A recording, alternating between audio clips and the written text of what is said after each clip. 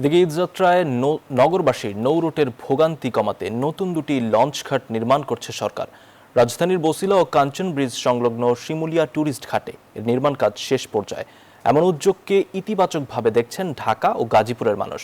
ঈদযাত্রায় ভোগান্তি কমার প্রত্যাশা তাদের, বছরব্যাপী এই সেবা চালু রাখার দাবিও জানান তারা। মুরাদ আক্তারের ক্যামেরায় মাসুদ সুমনের প্রতিবেদনে থাকছে বিস্তারিত। ঈদে নারীর টানে বাড়ি ফেরা নগরবাসীর মধ্যে সবচেয়ে বেশি ভোগান্তিতে পড়েন নৌ রুটে চলা ঢাকা উত্তর সিটির মানুষজন। শুধুমাত্র সদরঘাট পৌঁছাতেই তাদের লেগে যায় 3 থেকে 6 ঘন্টা। তারপর দৌড়ে লঞ্চ ধরা, টার্মিনাল ভর্তি মানুষের চাপ, লঞ্চের ছাদ, বারান্দা ও পেট ভর্তি মানুষ নিয়ে এভাবে গন্তব্যে ছুটে চলা। ঈদসহ বড় উৎসবে সদরঘাট ও নৌ রুটে দীর্ঘদিনের চিত্র এটি। ঈদুল ফিতরে ঘরমুখো মানুষের এমন ভোগান্তি কমাতে নতুন উদ্যোগ নিয়েছে সরকার। এবার রাজধানীর 3টি ঘাট থেকে ছাড়বে লঞ্চ ও স্টিমার। বছিলা লঞ্চ ঘাট থেকে ছাড়বে বছিলা, সদরঘাট, ইলিশা, গলাচিপা নৌরুটের লঞ্চ।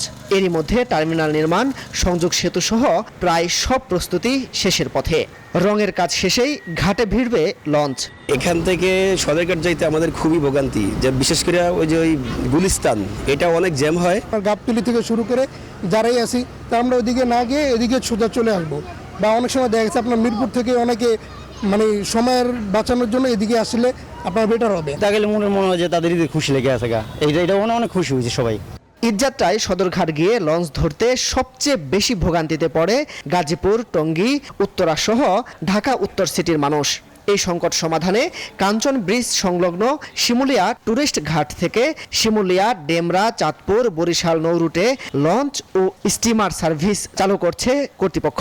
টঙ্গী থেকে আসলে পরে খুব শর্টকাট রাস্তা, আপনার যতক্ষণ সদরঘাট যাবে এখানে আধা ঘন্টার মধ্যে চলে আসতে পারবে। এটা আসলে স্থায়ী হলে সবচেয়ে বেশি ভালো হয়।